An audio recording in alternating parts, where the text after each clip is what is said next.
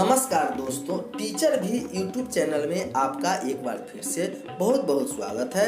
आपने अभी तक इस चैनल को सब्सक्राइब नहीं किए हैं तो लाल रंग का बटन दबाकर चैनल को सब्सक्राइब कर लें और बगल के घंटा बजा दें ताकि इस चैनल पर शिक्षक एवं शिक्षा से जुड़ी जो खबरें हो वह सबसे पहले आप तक पहुँचे।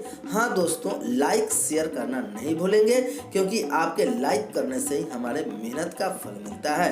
तो आइए जानते हैं नियोजित शिक्षकों के बारे में क्या खबर आ रही है। शिक्षा विभाग से इस वक्त बड़ी खबर आ रही है। सबसे पहले मुख्य समाचार पर ध्यान दें। नियोजित शिक्षकों के प्रमोशन में फिर एक बार शिक्षा विभाग बनी बाधा।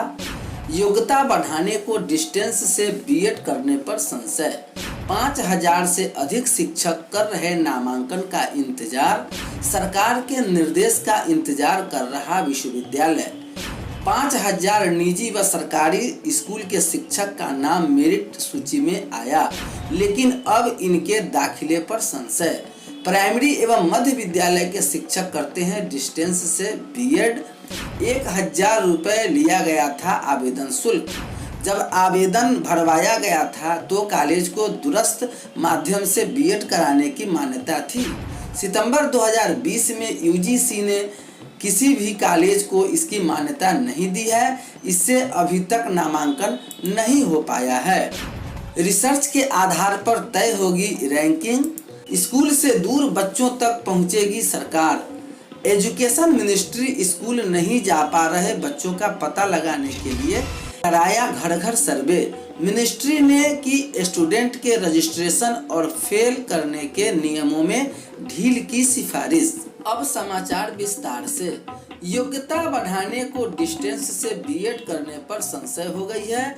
योग्यता विस्तार के लिए दूरस्थ माध्यम डिस्टेंस मोड से बीएड करने के लिए कई शिक्षकों ने भी फॉर्म भरा था।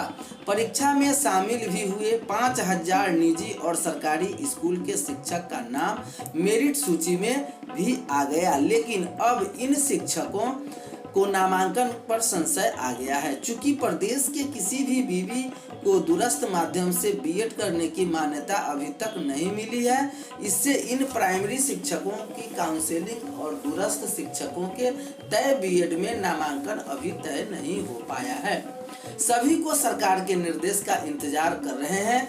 दरअसल Bihar B Ed common entrance test 2020 में नियमित के अलावा दूरस्थ माध्यम से भी बीएड करने वालों को आवेदन करने का मौका दिया गया था। इसमें कई ऐसे प्राइमरी शिक्षकों ने भी आवेदन किया जो योग्यता विस्तार के लिए बीएड की डिग्री लेना चाहते हैं। 1 फरवरी 2020 को आवेदन की तिथि निकाली गई। कोरोना संक्रमण के कारण 22 सितंबर को परीक्षा ली गई। अक्टूबर के पहले सप्ताह में रिजल्ट आया। इसके बाद काउंसलिंग और नामांकन शुरू हुआ, लेकिन दूरस्थ माध्यम से बीएड करने वाले काउंसलिंग और नामांकन का इंतजार अभी भी कर रहे हैं। अररिया के अभ्यर्थी पुरुषोत्तम कुमार जायसवाल ने बताया कि संयुक्त प्रवेश परीक्षा की वेबसाइट पर अगले आदेश तक नामांकन प्रक्रिया स्थगित रहने की सूचना दी गई है। काउंसलिंग की तिथि अब तक जारी नहीं। बीएड प्रवेश परीक्षा में शामिल होने के लिए सामान्य श्रेणी के छात्रों से प्रति 1000 आवेदन शुल्क लिया गया था। पूर्णिया में कार्यरत एक शिक्षक आलोक आनंद ने बताया कि 1000 शुल्क लिया गया था। फरवरी 2020 में आवेदन भरवाया गया था। जून 2020 मेरिट लिस्ट आया, लेकिन अभी तक हमारी काउंसलिंग के लिए कोई तिथि निर्धारित नहीं की गई है।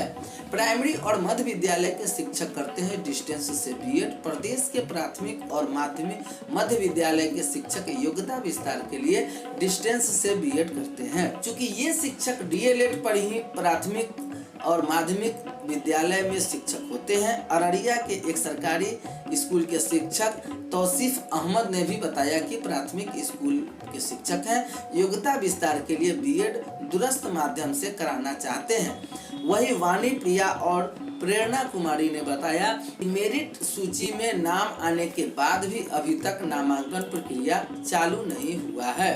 रिसर्च के आधार पर तय होगी गुणवत्ता, बदलावों की जाएगी जांच। यूजीसी की टीम। राजभवन में सभी विश्वविद्यालयों को निर्देश दिया गया है कि शिक्षा के क्षेत्र में निरंतर बढ़ती वैश्विक चुनौतियों से पार पाने के लिए शिक्षण शोध एवं गुणवत्ता में निरंतर आगे बढ़ना होगा। स्वतः बनाए रखने के लिए उच्च शिक्षा संस्थान को कड़ी प्रतिबद्धता से गुजरना होगा। इसके आधार पर ही उच्च शिक्षण संस्थान की रैंकिंग होगी, साथ ही इसकी स्वाद आगे की तरह बढ़ेगा। बच्चों से इस दूर बच्चों तक पहुंचेगी सरकार। एजुकेशन मिनिस्ट्री स्कूल नहीं जा पा रहे बच्चों का पता लगाने के लिए कराएगा घर घर सर्वे। मिनिस्ट्री ने की स्टूडेंट के रजिस्ट्रेशन और फेल करने के नियमों में ढील की सिफारिश।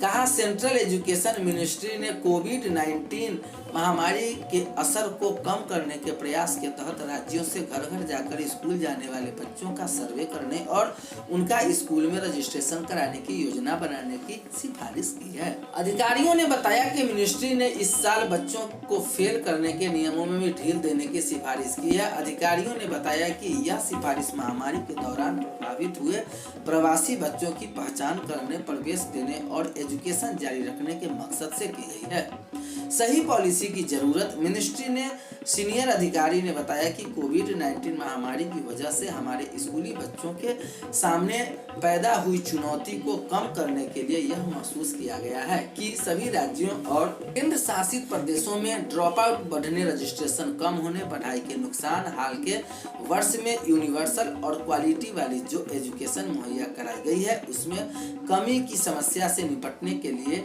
सही पॉलिसी बनाने की जरूरत है।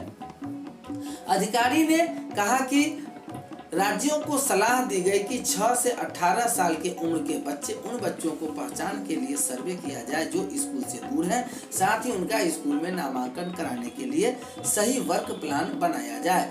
जारी की गई गाइडलाइन। एजुकेशन मिनिस्ट्री ने स्टूडेंट को स्कूल बंद होने के दौरान और दोबारा खुलने के बाद पहुंचाए जाने वाली मदद और जुड़ी गाइडलाइन जारी की है। उन्होंने बताया कि स्कूल के बंद रहने के बाद स्टूडेंट की मदद करने के लिए चलते फिरते स्कूल गांवों में छोटे छोटे ग्रुप्स में क्लासेज का संचालन कराने की सिफारिश की गई है। इतना ही नहीं, बच्चे तक ऑनलाइन एवं डिजिटल सोर्सेज की पहुंच बढ़ाने, पढ़ाई का नुकसान कम करने के लिए टेलीविजन और रेडियो के जरिए पढ़ाई की संभावना को गौर करने की भी सिफारिश की गई है। इग्नू को नैक में मिला एक AA+ ग्रेड। अब ऐसा देखा जा रहा है कि ऐसी परिस्थिति में इंदिरा गांधी ओपन यूनिवर्सिटी मुक्त यूनिवर्सिटी को नैक में A++ ग्रेड मिला है। इस मौके पर रविवार को शहर के CM कॉलेज अध्ययन केंद्र के कार्यक्रम आयोजित कर प्रशंसा व्यक्त करते हुए उच्चाधिकारी को दी गई बधाई। समन्वयक डॉक्टर RN चौरसिया ने सदस्यों का मुंह मीठा कर उनसे गौरवान्वित महसूस करते हुए अपनी कार्यकुशलता बढ़ाने